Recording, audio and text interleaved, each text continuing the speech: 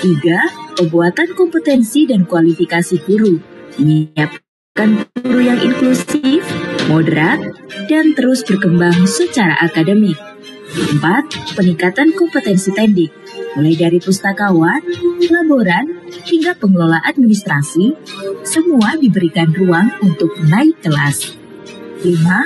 Mainstreaming PAUD holistik integratif bagi guru RA untuk mewujudkan pendidikan usia dini yang sehat, sejahtera, cerdas, dan berakhlak mulia. Iya, baik, alhamdulillah. Pak Lukman mungkin di sini sekarang hostnya ya? Iya, Bu Ica. Oh iya, Bapak. Punten. Kebetulan Pak Alnya belum hadir, harusnya Pak Al nih, Pak Asep Iya. nih. Iya, Pak Alnya belum hadir katanya. Lagi ada kegiatan telat 5 menit. Walaupun peserta masih 183, mudah-mudahan sambil berjalan akan bertambah. Langsung saja Pak Lukman, saya atau bagaimana? Langsung aja Bu, silakan. Baik. Bismillahirrahmanirrahim. Assalamualaikum warahmatullahi wabarakatuh. Waalaikumsalam warahmatullahi wabarakatuh. Ya, salatu wassalamu ala asrafil anbiya'i wal mursalin wa ala alihi wa sahbihi ajma'in amma ba'du. Allahu ghayatuna wal ikhlasu mabda'una wal islahu sabiluna wal mahabbatu syiaruna.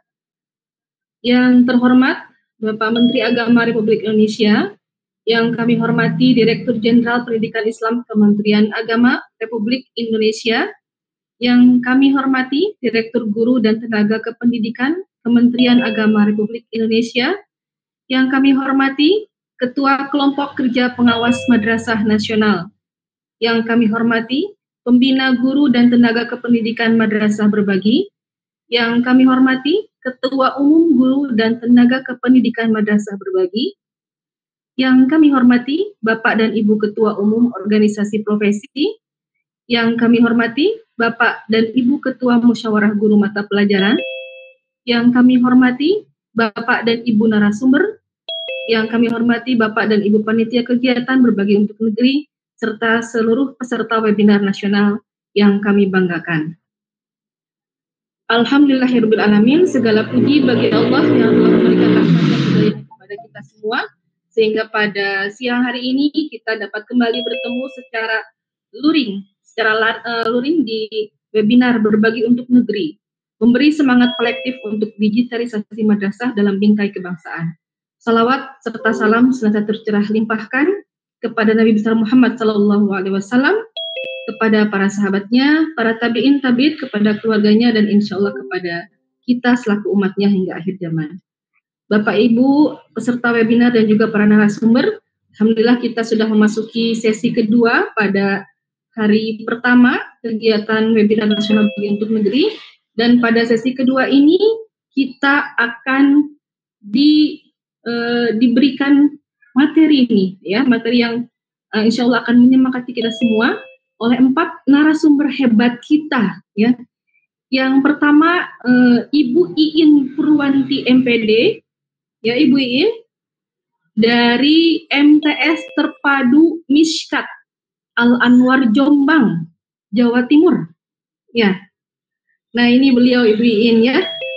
Beliau juga aktif di FPAKSI GTK Madrasah. FPAKSI itu Forum Penyuluh Anti Korupsi GTK Madrasah Kemenak RI. Ya, Ibu Iin, boleh siap menyapa para peserta, ya. Iya, kemudian, siap.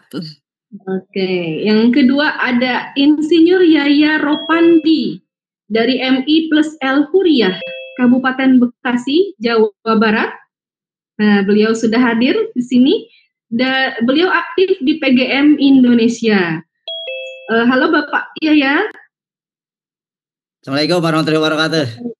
Assalamualaikum warahmatullahi wabarakatuh. Siap, sudah siap Bapak, ya. Kemudian yang ketiga ada Dr. Hadi Laksono, MPD, dari MA Darul Muttaqin, Kota Waringin Barat, ya, dari Kalteng, Kalimantan Tengah. Masya Allah, jauh sekali, ya. Beliau adalah Wakil Ketua Forum Penyuluh Anti Korupsi GTK Madrasah Kemenak RI. Halo Bapak Hadi. Halo, Pak Dokter. Assalamualaikum. Waalaikumsalam warahmatullahi wabarakatuh. Kemudian yang keempat ada Bapak Teddy Malik SPDI dari MI Asyukuriah Cikareo, Sukabumi, Jawa Barat. Assalamualaikum. Beliau aktif di organisasi AGMI. AGMI, mungkin nanti Bapak boleh menjelaskan AGMI ya, apa Ya. itu AGMI? Ya, Pak Teddy ada Pak Teddy? Ada Ibu, ada. Siap, ada. Ada, oke, siap.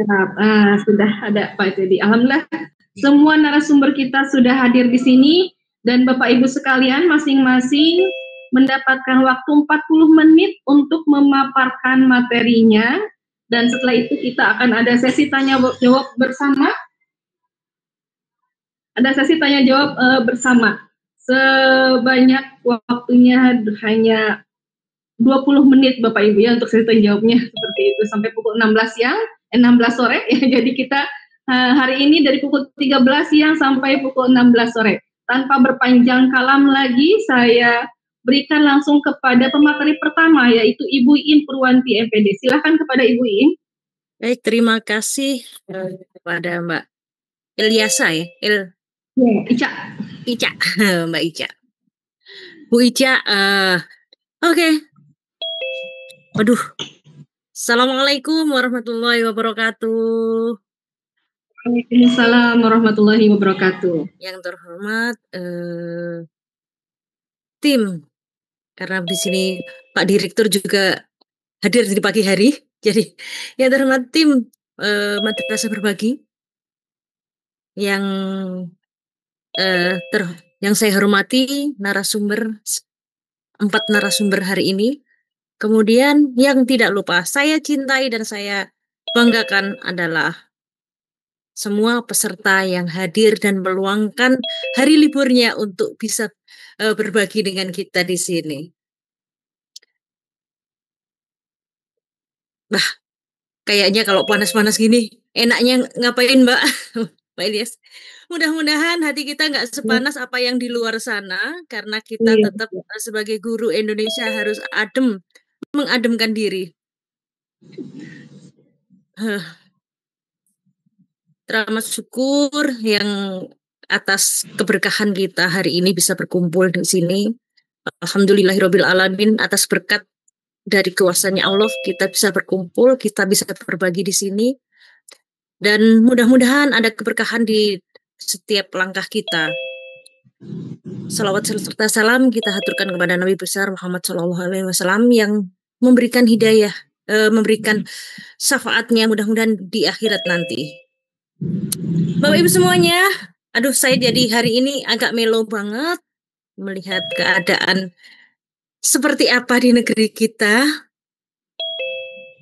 Izin saya share screen ya, mungkin tak kenal maka tak sayang, karena saya juga dikasih waktu 20 menit, Mbak Ica ya? 40 menit Ibu. Oh 40 menit. Mudah-mudahan bisa menyuarakan sedikit apa yang bisa kami sharing. Terlihat jelas? Terlihat Ibu, alhamdulillah. Okay. Oh, bukan, sebentar, salah share screen saya.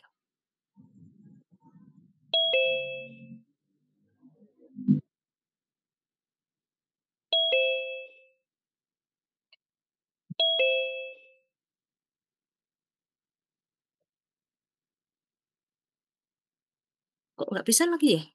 Belum tampak lagi? Belum tampak? Belum Ibu. Oh, ya. Sudah. Nah, sudah. Alhamdulillah. Hari ini saya akan strategi pendidikan anti korupsi di sekolah atau di madrasah ya.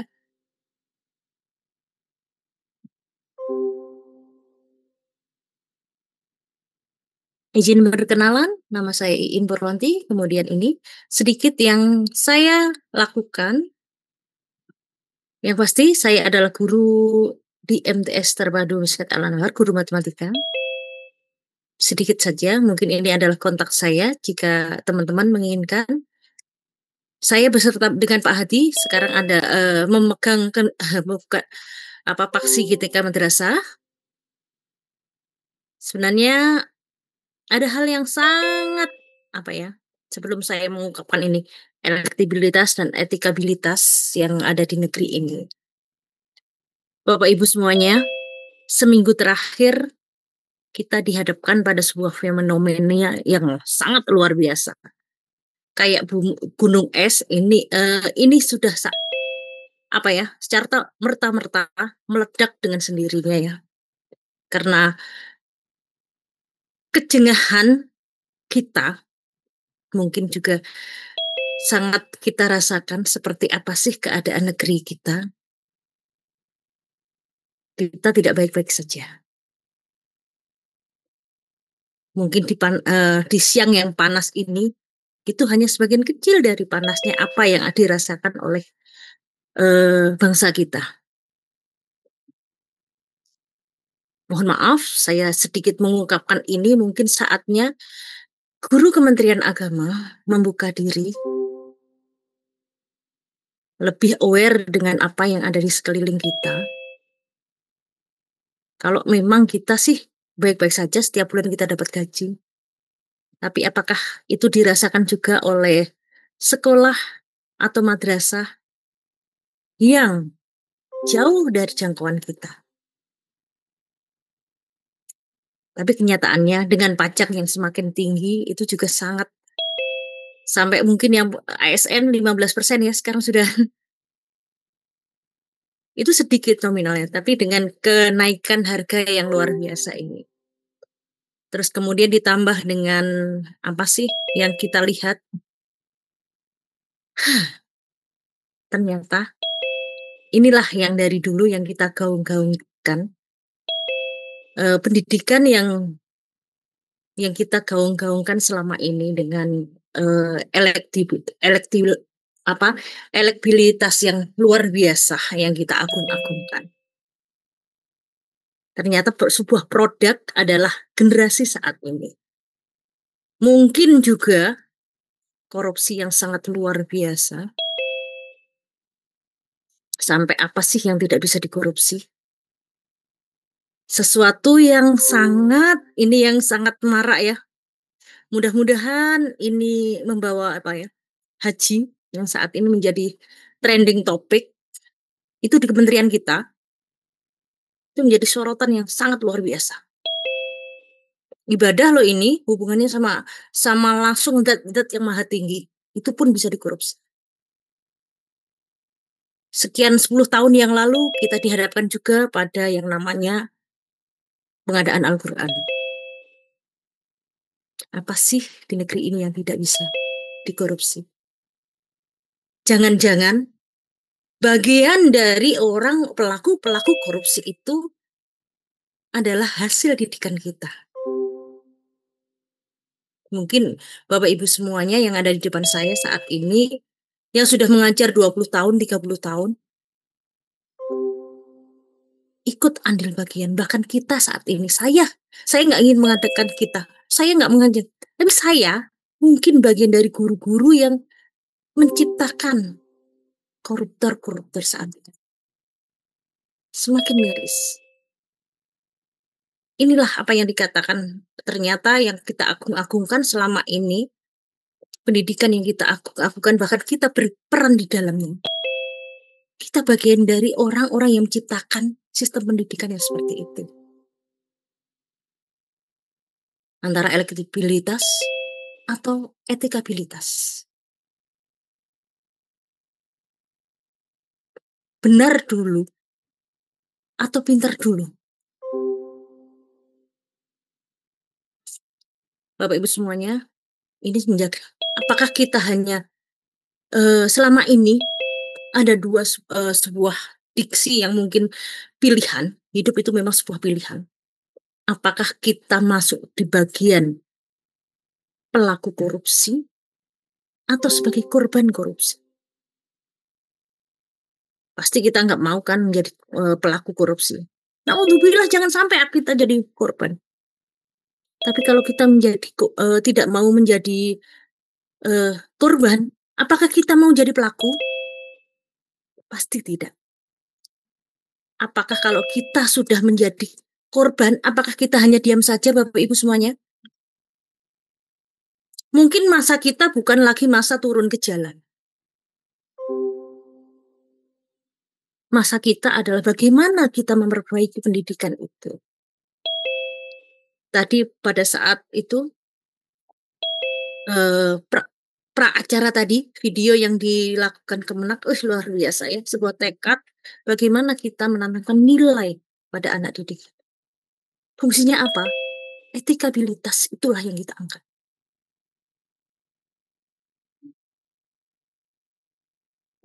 Bapak Ibu, apakah ada yang sudah ngantuk? Semuanya menghela nafas semuanya ya Bu Ica ya. Betul sekali. Sebuah fenomena yang harus benar-benar kita sebagai guru, ayo kita diam saja kah?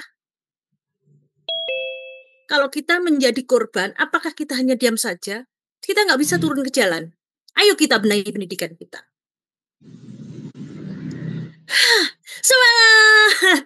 Mana sih? Saya minta raise hand-nya, Bapak Ibu semuanya. Ayo kita semangat. Mungkin ini saatnya saya sedikit mengungkapkan, mungkin hanya sepintas saja, ini hasil SPI 2024. Ternyata ini kejujuran akademik yang di SPI ya, saya mungkin sedikit aja saya itu kan menyontek di sekolah itu siswa itu 43%, sementara mahasiswa itu sudah 58%. Ini adalah produk-produk kita Bapak Ibu semuanya, diakui atau tidak, inilah yang nanti akan menjadi pemimpin bangsa. Apakah kita membiarkan ini? Nyontek aja kok bisa menjadi korupsi? Iya Bapak Ibu, mungkin saat mereka saat ini adalah 43% siswanya itu nyontek, nextnya dia itu mau memimpin negeri loh. Apa yang bisa dilakukan kalau dia hari ini terbiasa mencontek? Plagiarisme. Kemudian kedisiplinan akademik. Siswa ini masuk dari sekolah dasar sampai sekolah menengah ya Bapak Ibu semuanya. 45%. Kalau hari ini dia disiplin aja dia langgar, next apa yang bisa tidak bisa dia langgar? Anggaran kah? Kalau dia menjadi kepala negara, kepala desa, apa? Ataupun guru, pasti melarinya ke bosnya itu bagaimana pengelolaan anggarannya. Ini adalah potret hasil SPI. SPI itu apa sih? Survei penilaian integritas. Survei perilaku integritas yang diadakan oleh KPK. Miris banget.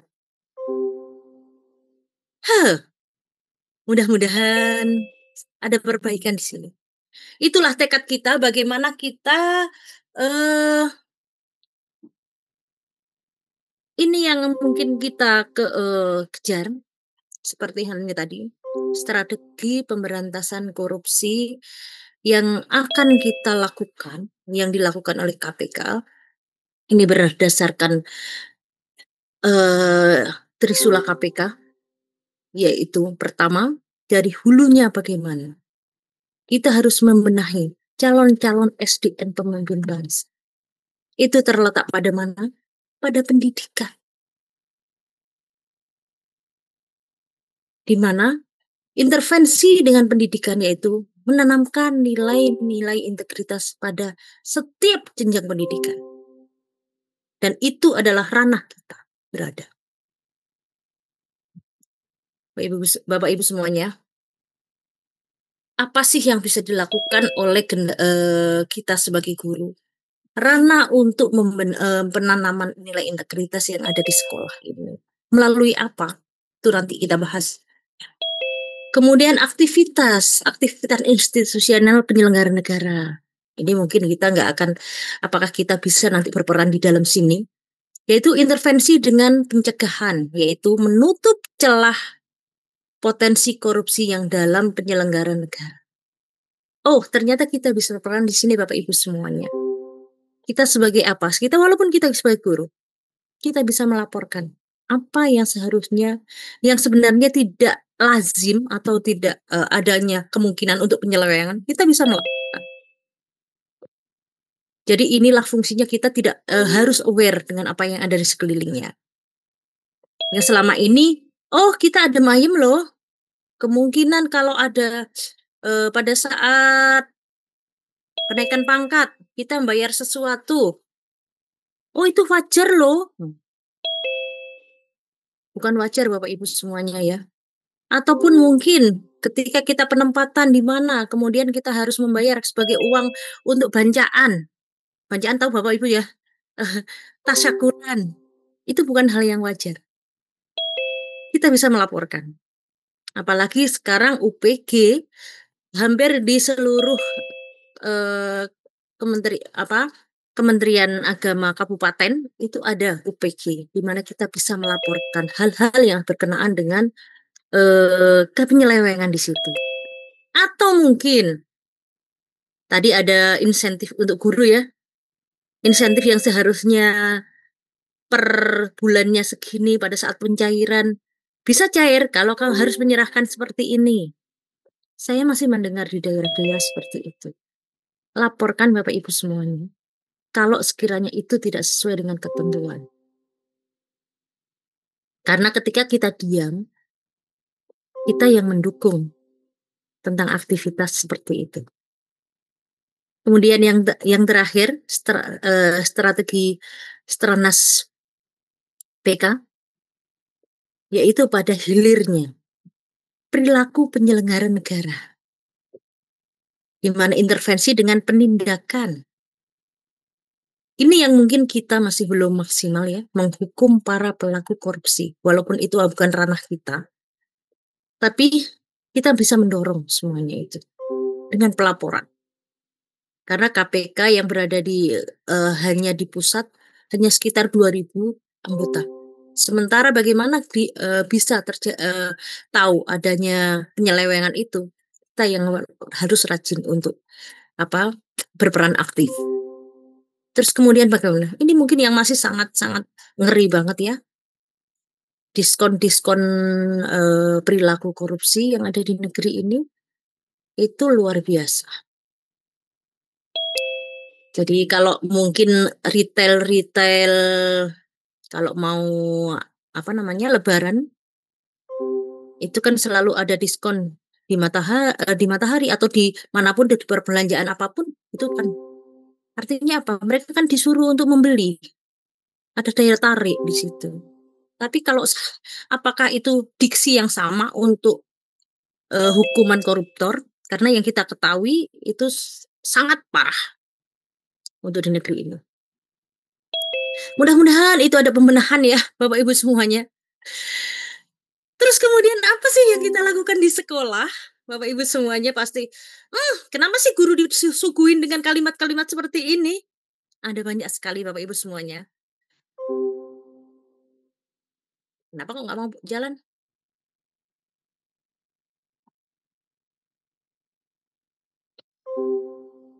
Tujuan pendidikan anti korupsi di sini Bapak Ibu semuanya, apakah kita hal yang sangat luas ya, peserta didik tersebut menyelesaikan seluruh jenjang pendidikan budaya tidak mau korupsi yang sudah tertanam pada dirinya.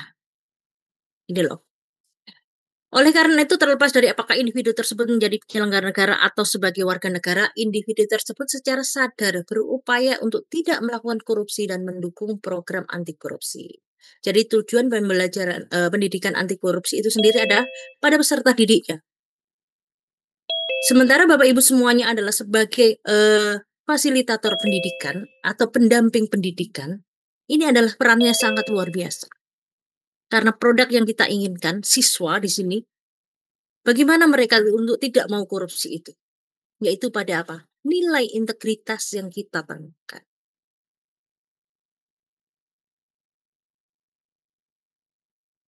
Strategi nasional pendidikan anti korupsi itu pada dua buah fungsi atau dua fungsi. Yang pertama adalah internalisasi nilai integritas peserta didik. Yang kedua adalah menciptakan ekosistem pendidikan berintegritas. Jadi ada dua titik pusatnya.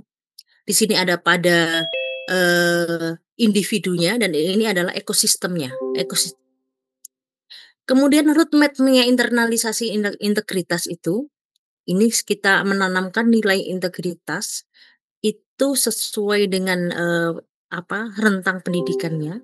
Untuk pendidikan dini yaitu 4 sampai 6 tahun, ini setingkat dengan PAUD sampai TK Bapak Ibu semuanya ya. Apa yang dimasukkan yaitu jujur, kemudian disiplin, tanggung jawab, adil, berani, dan empati. Di mana untuk kejujuran di sini melalui apa? Melalui habituasi atau melalui pembiasaan-pembiasaan baik Bapak Ibu semuanya. Dan di sini sekolah hendaknya merancang suatu aktivitas yang dalam bentuk pembiasaan tersebut.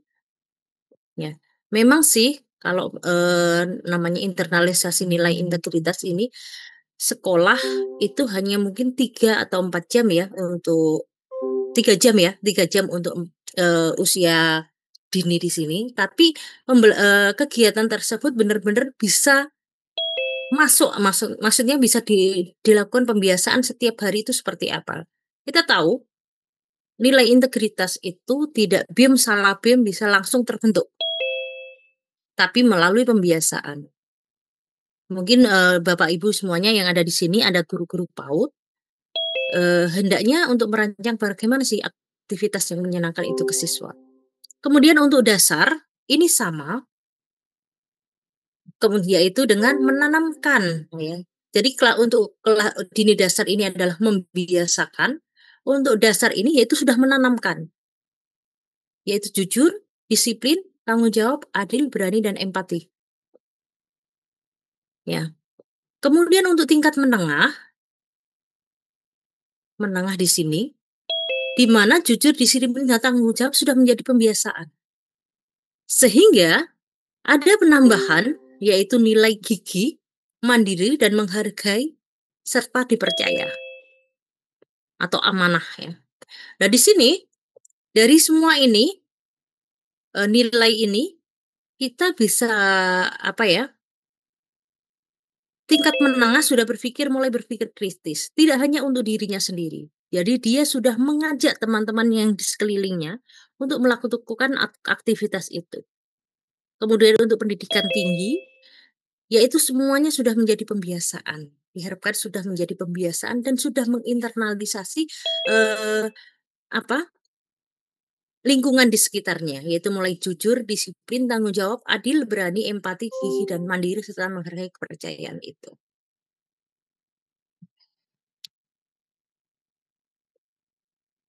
Bapak Ibu semuanya, disinilah peran untuk menciptakan sebuah ekosistem pendidikan. Yang pertama, model atau ekologi sosial. Yang kemudian, model etika korporasi atau organisasi. Kemudian yang ketiga yaitu normalisasi korupsi. Yang keempat adalah tata kelola pendidikan.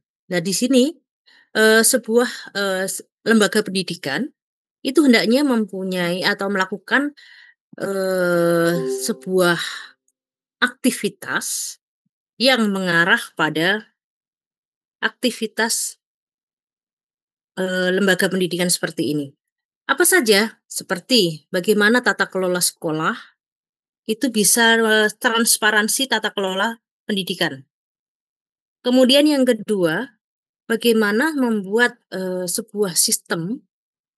Ya, sekarang kan banyak sekali yang namanya, kemarin saya sempat ada suatu sekolah negeri yang didemo karena mengadakan tarikan atau sumbangan pendidikan. Sepenting apa sumbangan pendidikan itu bagi pengelolaan sekolah? Apakah tidak boleh? Pasti bisa. Banyak sekali sekolah-sekolah yang tidak bisa jalan suatu pendidikan, tapi kembali lagi, transparansi. Kemudian untuk aktivitas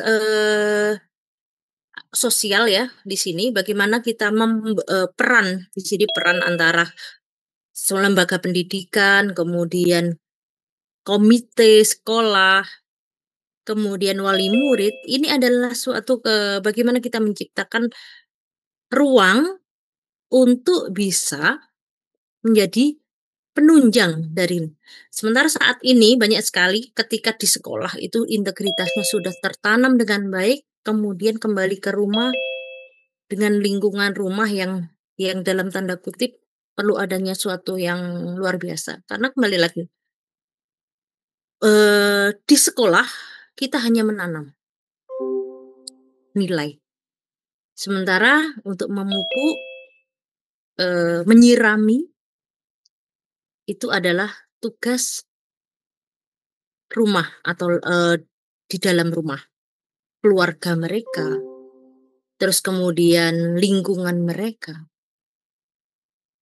Kita sudah benar untuk bagaimana kita mendidik, menanamkan nilai itu di sekolah. Tetapi ketika kembali ke masyarakat, anak dihadapkan pada sebuah fenomena yang nggak ada perhatian, ya sama saja gitu. Karena untuk menjadi tumbuh dan berkembang dan berbuah, itu adanya kolaborasi. Nah, di sini peran sekolah, bagaimana kita membuat sepertiga waktu siswa itu memang di sekolah. Tapi 2/3-nya adalah kembali ke rumah. Kecuali boarding ya Bapak Ibu semuanya. Disinilah ada interaksi juga dengan keluarga. Bapak Ibu semuanya, oh ternyata sudah selesai. Demikian sesuatu yang sangat sedikit yang bisa saya share ke Bapak Ibu semuanya. Mudah-mudahan nanti ada sebuah diskusi yang bisa kita ambil manfaatnya sehingga apa yang kita lakukan ini tidak hanya berkembang, hanya sebuah retorika, kemudian berhenti sampai sini. Tapi kita menginginkan negara ini lebih baik. Kita menginginkan apa yang kita lakukan ini memberi manfaat, tidak hanya berhenti sampai sini. Demikian, saya kembalikan lagi kepada moderator. Assalamualaikum warahmatullahi wabarakatuh. Waalaikumsalam warahmatullahi wabarakatuh. Luar biasa ya materi dari Ibu Iin Purwanti sudah membuat kita menghela napas ya. Menghela napas karena memang itulah kondisi negeri kita saat ini. Ya. Apalagi beberapa terakhir ini yang memang sangat mencekam ya, mungkin di beberapa daerah yang sudah ada kabar-kabar akan ada aksi dan sebagainya, dan himbauan-himbauan lain-lainnya yang menyebar di pos. Betul. Harus bernafas dengan itu Bu Ica ya. Dengan ya berhati-hati mungkin dengan anak-anak kita ya, anak-anak kita kan anak-anak apalagi tingkatan aliyah atau SMA mungkin ada yang memang semangat gitu ya, itu juga dikhawatirkan terpengaruh dengan WA medsos yang berkeliaran saat ini yang sangat-sangat membuat masyarakat cemas gitu. Ya, Bapak Ibu, untuk sesi tanya jawab tidak sekarang, nanti di akhir kita semua setelah selesai materi seluruhnya baru kemudian akan ada sesi tanya jawab Bapak Ibu. Pas sekali Ibu Iin, terima kasih sekali lagi. Ya, mohon tidak keluar ya karena kita masih ada sesi tanya jawab. Baik, untuk berikutnya mungkin pertanyaan bisa di chat aja biar nanti bisa terakumulasi, atau mungkin bisa saya jawab di sini di chat. Betul. Silakan Bapak Ibu kalau mau memberikan pertanyaan di chat dibolehkan, biar nanti bisa kita sama pemateri juga bisa dilihat ya pertanyaannya seperti apa. Kemudian untuk pemateri kedua ada Insinyur Yaya Ropandi dari MI Plus El Huriyah. Pak Yaya sudah hadir? Iya, siap. Alhamdulillah Pak Yaya. Silakan Bapak boleh langsung menyampaikan materinya. Bismillahirrahmanirrahim. Assalamualaikum warahmatullahi wabarakatuh. Apakah sudah terdengar, Mbak Ica? Terdengar Bapak, jelas. Alhamdulillah. Baik, ini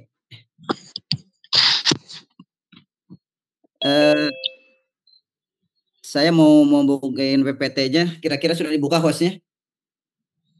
Oh, sudah bisa. Boleh Bapak dicoba di-share PPT-nya.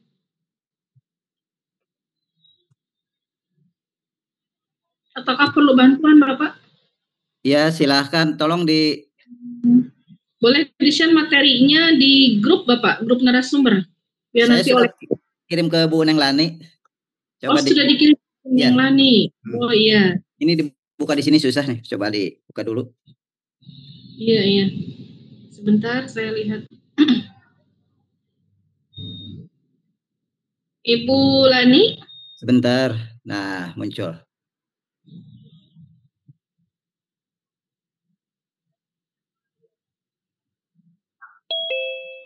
Bisa, Bapak? Sebentar, ini sudah mulai kelihatan nih. Sebentar. Oke, alhamdulillah.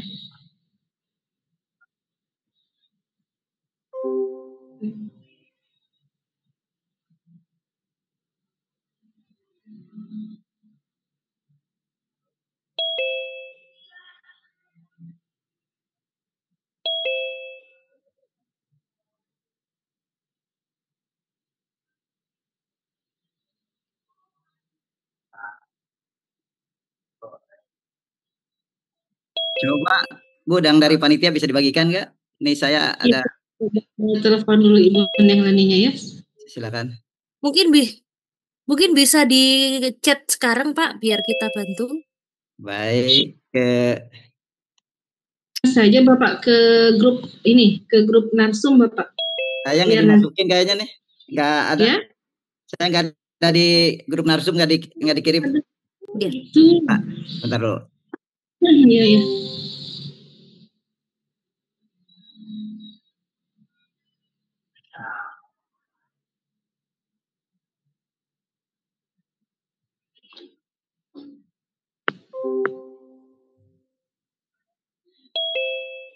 Dikontak aja Bu Neng Laninya, Bu, sebentar.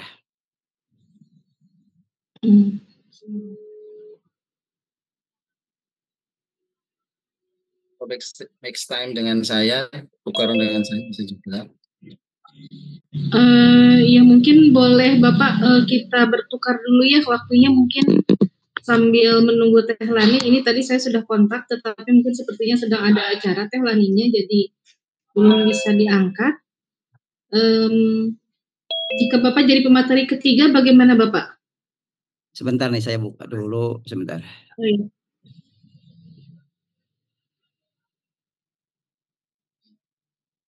Bapak yang share-nya ini apa?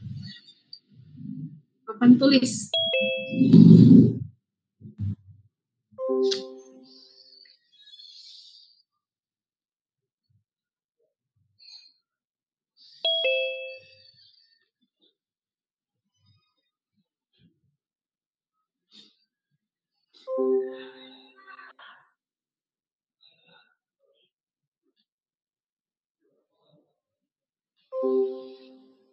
Baik, Cak. Ya, Pak. Bagaimana Bapak? Silakan saya nanti yang ketiga aja, nggak apa-apa. Nah, ketiga. Oh iya, baik. Baik. Baik, Pak. Sambil saya mengontak bulaninya juga ya ini. Bapak mohon boleh di stop share-nya. Nanti untuk urutan ketiga berarti Bapak ya. Baik. Pak Hadi, ada Pak Hadi, mohon maaf Bapak, kita belum bisa bantu karena materinya ada di Bulani ya. Pak Hadi, ada Pak Hadi? Pak Dokter? Oke, siap. Boleh silakan Pak Dokter Hadi memberikan materinya.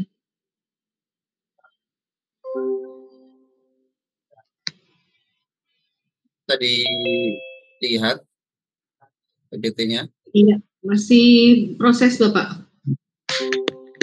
Ya, sudah muncul Pak Dokter. Baik. Suara terdengar dengan jelas. Suara jelas. Baik, Assalamualaikum warahmatullahi wabarakatuh. Waalaikumsalam warahmatullahi wabarakatuh.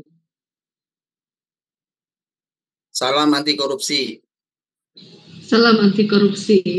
Lihat, lawan, dan laporkan.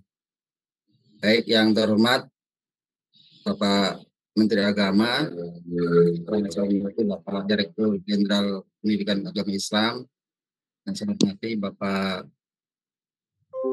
Direktur ketika madrasah. Pak Pembina ketika berbagi dan madrasah berbagi. Bapak Ibu panitia yang sudah luar biasa menyiapkan kegiatan pada hari ini sampai tanggal 4 nanti. Dan yang saya hormati Bapak Ibu semuanya yang ada di Zoom pada siang hari ini yang bertahan sampai saat ini. Baik, Bapak Ibu semuanya, alhamdulillahirrabbilalamin. Pada siang hari ini kita semuanya dalam keadaan sehat walafiat, dan limpahan kesehatan, keberkahan dalam rezeki kita selalu mengalir untuk kita, anak kita, dan keluarga kita semuanya, sehingga kita bisa merasakan kehidupan yang tenang, bahagia di dunia wa dunia wal akhirah. Amin ya rabbal alamin. Bapak, punten mohon maaf, ini Pak Muhammad Taufik boleh di stop share? Jadi hilang materi yang Pak Dr. Hadi. Pak Muhammad Taufik. Ya, silakan Bapak sambil menunggu. Bisa dilanjutkan, Ibu? Iya, silakan Bapak. Baik, terima kasih Bapak Ibu semuanya yang saya hormati. Izinkan saya pada siang hari ini, tadi kalau Bu Iin atau Master Iin kalau istilah kami, Master itu adalah masih terus belajar. Jadi istilahnya kami terus belajar untuk selalu meningkatkan potensi ataupun kompetensi hingga semakin baik. Izinkan saya pada siang hari ini memaparkan materi ataupun tema tentang potensi korupsi di lembaga pendidikan dan upaya pencegahannya. Bapak Ibu semuanya, sebelum dilanjutkan, izin perkenalan dulu.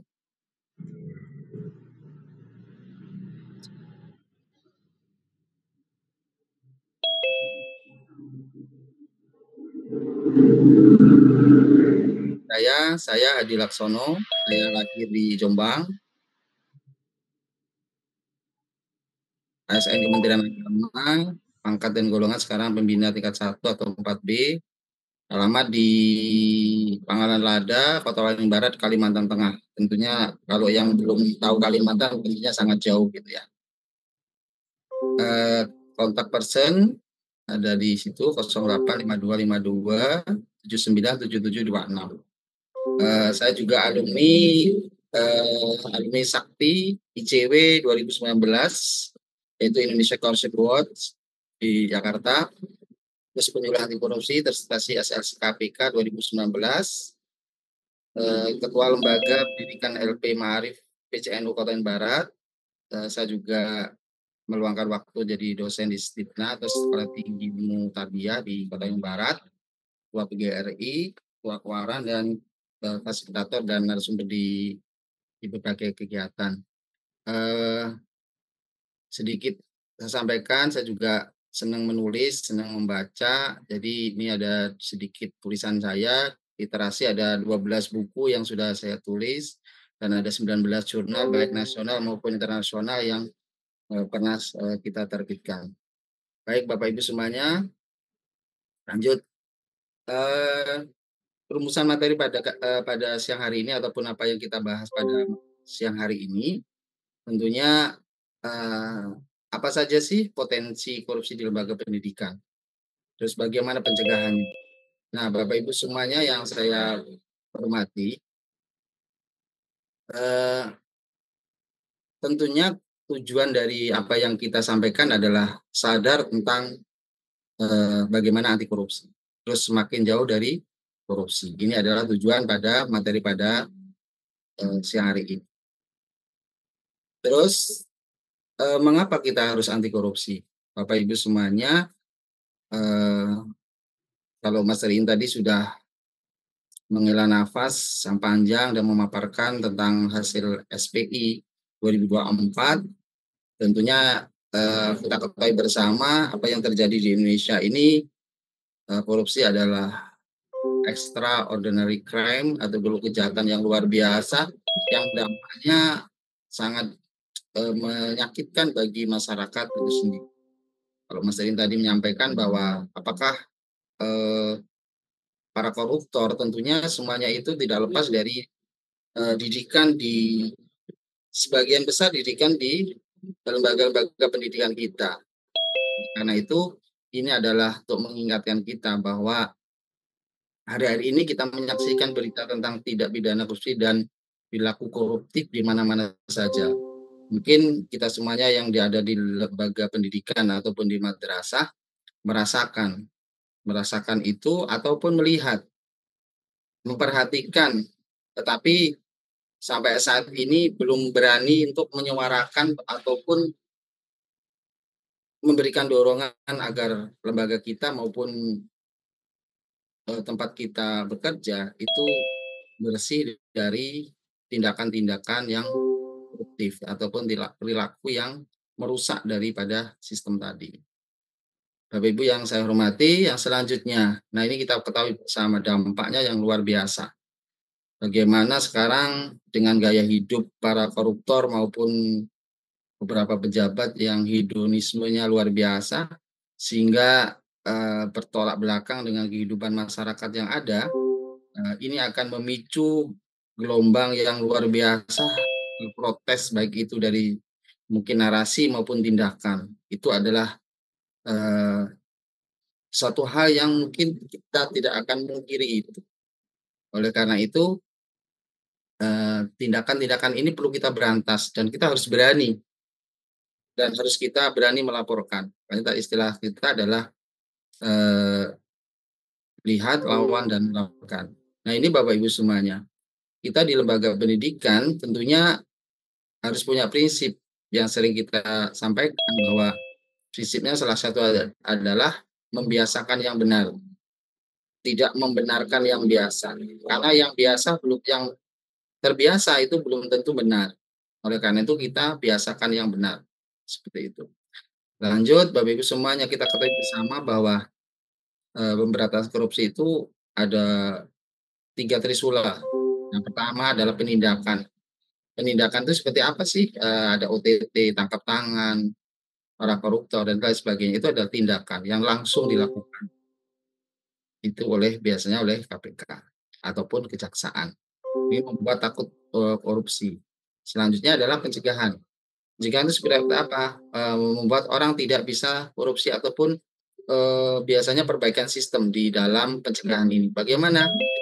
Mungkin sekarang absen online, tidak harus absen sendiri, lelang harus online, terus pembayaran non tunai. Jadi itu adalah beberapa hal yang perbaikan sistem. Mungkin di madrasah kita absen anak-anak sudah melalui barcode ataupun kartu IT dan lain sebagainya yang tidak bisa dimanipulasi berkenaan dengan hal-hal ini. Ini adalah perbaikan sistem. Begitu juga tentang tenaga pendidik ataupun pendidikan di lembaga kita itu dilakukan dengan perbaikan sistem. Nah ini. Nah selanjutnya yang ketiga adalah pendidikan. Nah edukasi, kampanye, penyuluhan. Nah ini adalah bagaimana membuat orang tidak ingin korupsi sehingga tahu dampak, tahu akibatnya. Nah ini kita sekarang ada di lembaga pendidikan. Ada di lembaga pendidikan tentunya mengetahui hal-hal yang patut dan tidak patut ataupun sesuai dan tidak sesuai dengan tata norma ataupun undang-undang ataupun peraturan yang telah ditetapkan ataupun SOP dari penggunaan uang negara tersebut. Nah, gitu. Selanjutnya, nah ini bentuk-bentuk korupsi secara umum. Ya sebenarnya ada 30 sebenarnya, tetapi secara umum dibagi menjadi ini. Nah, yang pertama adalah merugikan keuangan negara, konflik kepentingan atau COI, konflik of interest, ada suap, ada gratifikasi, ada pungutan liar, terus ada pemerasan, terus ada perbuatan curang. Nah ini Bapak Ibu semuanya, mungkin hal-hal yang semacam ini sering kita dengar maupun sering kita lihat ataupun pernah kita lihat berkenaan dengan bagaimana orang menyuap supaya dapat sesuatu yang lebih cepat daripada orang lain. Terus bagaimana dia konflik kepentingan. Oke, karena materi kita pada potensi korupsi di lembaga pendidikan, maka ini tidak kita urai satu persatu. Oke, Bapak Ibu semuanya yang saya hormati. Dan selanjutnya nih, faktor korupsi itu banyak hal. Langsung saja ya, Pak. Faktor korupsi, kalau menurut teoriku nih, teori itu ada greed, ada opportunity, ada needs, ada exposure. Yaitu yang pertama serakah. Kalau ada orang serakah itu tidak bisa mengatakan aku udah kaya loh, nggak bakalan aku korupsi. Tidak bakalan, nggak ada. Karena orang serakah itu seberapa pun yang dia terima tetap kurang. Seperti minum air lautan. Semakin dia minum semakin haus. Nah, terus ada opportunity, dia peluang. Oh, mumpung saya jadi kepala madrasah, mumpung saya jadi bendahara, mumpung saya ini jadi pengawas, mumpung saya jadi pejabat, mumpung saya jadi mumpung, jadi ada peluangnya. Dan Bapak Ibu semuanya saya hormati, yang selanjutnya adalah need atau tekanan ekonomi atau kebutuhan. Nah, sekarang kita ketahui bersama banyak juga hasil survei ASN ataupun tenaga pendidikan ataupun pendidik itu juga banyak yang terjebak oleh ojol, maaf, pinjol. Nah, karena yang rame di ojol di otak saya jadinya ingatnya ojol, mohon maaf. Jadi pinjol, ya, pinjaman online. Jadi luar biasa itu menjebak sehingga orang takut terhadap orang lain karena sudah terlilit utang yang sedemikian rupa. Nah ini ada tekanan sehingga dia akan melakukan berbagai macam cara untuk mendapatkan sesuatu yang di luar dari haknya. Nah, terus ada lagi yang keempat adalah expose, yaitu ingin pamer, yaitu ini dia ingin menunjukkan bahwa saya itu bisa lebih dari orang lain loh. Nah, seperti itu. Jadi ini adalah sesuatu yang membuat orang akan dari korupsi. Ini dilakukan oleh siapapun. Dan Bapak Ibu semuanya, kita yang ada di sini sekarang di Zoom ini tidak ada satupun yang tidak punya potensi. Jadi semua orang punya potensi korupsi. Nah, oleh karena itu tinggal kita bagaimana pengendaliannya. Makanya di dalam kantor, di dalam lembaga kita biasanya ada tulisan zona integritas. Selalu ada tulisan itu, tapi bagaimana kita bisa menerapkan zona integritas itu sebagaimana kurikulum cinta yang disampaikan tadi oleh Pak Korwas tadi, ataupun yang diinginkan oleh kurikulum tadi. Jadi seperti itu. Lanjut Bapak Ibu semuanya, ada lagi teori Proud Triangle ini, Donald L. Ciceri ini adalah pertama adalah tekanan, ada pressure, ada tekanan yang harus orang itu melakukan. Mungkin mohon maaf karena ada pimpinannya ataupun atasannya yang harus menyediakan beberapa rupiah ataupun barang yang dia juga tidak bisa, adanya adalah uang itu, jadi makanya akan menghalalkan segala macam cara untuk melakukannya. Nah, ini yang sering kita dengar dari beberapa guru maupun tenaga pendidikan berkenaan dengan ini, sehingga apa? Laporannya diolah-olah, sehingga buktinya dicari-cari. Karena ada tekanan dari ini, karena ada ini loh, karena ada ini. Jadi sebagai bentuk alibi. Nah ini, jadi tidak membiasakan yang benar. Seperti seharusnya kalau memang tidak benar ya katakan tidak benar. Yang kedua adalah ada peluang dari opportunities, yaitu opportunity. Jadi ketika ada peluang ya mohon maaf nih, kalau yang dari kepala sekolah, dari kepala madrasah, terus di bendahara ini, ini mumpung jadi kepala madrasah, mumpung dari bendahara ini bisa diolah-olah, ini ada kesempatan. Nah ini adalah satu penyebab korupsi itu sendiri. Terus ada rasionalisasi. Nah ini yang sering dirasionalkan aja, nggak apa-apa, kayak gini. Ya ini selalu mengatakan hal-hal yang sebenarnya tidak layak. Makanya hasil SPI itu sangat sangat miris kalau dilihat dari hasil SPI yang ada di lembaga pendidikan. Oke, Bapak Ibu semuanya, langsung sekarang kita masuk pada potensi-potensi apa saja. Dan ini apa yang saya sampaikan ini adalah hasil penelitian saya, dan ini sudah saya tulis cuma belum saya terbitkan dalam masih dalam proses penginputan beberapa sampel yang ada di laptop saya untuk saya publish nanti menjadi sebuah buku yang memang benar-benar bisa layak diterbitkan kembali gitu ya. Diterbitkan bukan kembali karena ini juga belum ada penelitiannya saya yang baru penelitian tentang ini. Bapak Ibu semuanya yang ini ya, ada bentuk-bentuk korupsi di dunia pendidikan tuh khususnya di sekolah ataupun di madrasah ya. Baik, yang pertama adalah kita akan sampaikan. Mungkin Bapak Ibu semuanya sudah kalau sebagai tenaga pendidik ataupun pengawas ataupun di lingkungan madrasah tentunya banyak ya. Yang pertama adalah orang tua murid harus menyuap agar rapotnya atau hasil belajarnya anaknya dapat keluar. Ini bisa dilakukan. Mungkin japri kah dengan apa kah, meskipun usaha kah dengan macam-macam penyuapan. Kalau penyuapan itu bentuknya uang Bapak Ibu semuanya. Kalau barang baru gratifikasi. Nah, penyuapan berapapun bentuknya itu adalah pidana. Tetapi kalau gratifikasi itu bisa dilaporkan dulu apakah menjadi barang bukan milik diberi ataupun akan dari barang yang harus diberikan orang lain. Nah, berbagai macam iuran yang berlebihan. Nah, ini Bapak Ibu semuanya, banyak sorotan mungkin banyak yang kemarin ya terjadi iuran berkenaan dengan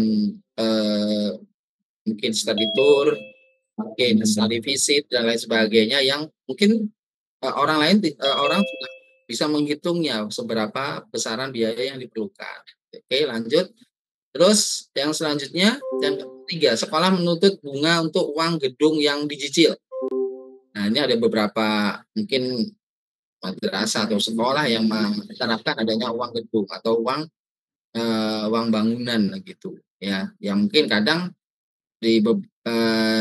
dilakukan itu dengan kalau mungkin 3 tahun harus bayar sekian misalnya.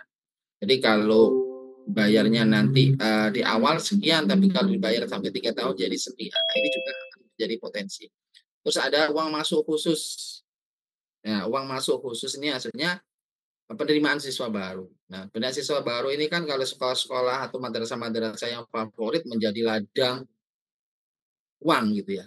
Jadi hal yang sangat orang lain itu ada saudaranya kok. Ini ada ini. Jadi sebagai isu yang luar biasa ini Bapak Ibu semuanya. Nah, ini juga akan menjadi masalah nanti ketika hal-hal yang dilakukan ini dilaporkan. Dan ada beberapa yang sudah sampai Dumas. Dumas itu yang lakukan sudah sampai di KPK. Tapi ketika laporan di Irjen, maka akan ditindaklanjuti oleh Irjen. Baik, lanjut. Yang kelima, pengolahan pemotongan dan pengambilan dana beasiswa. Mungkin ada dana beasiswa ataupun dana bantuan ya. Sekarang kan lagi rame-ramenya pencairan PIP ya, Bapak Ibu ya. Jadi pencairan PIP sekarang. Jadi ini juga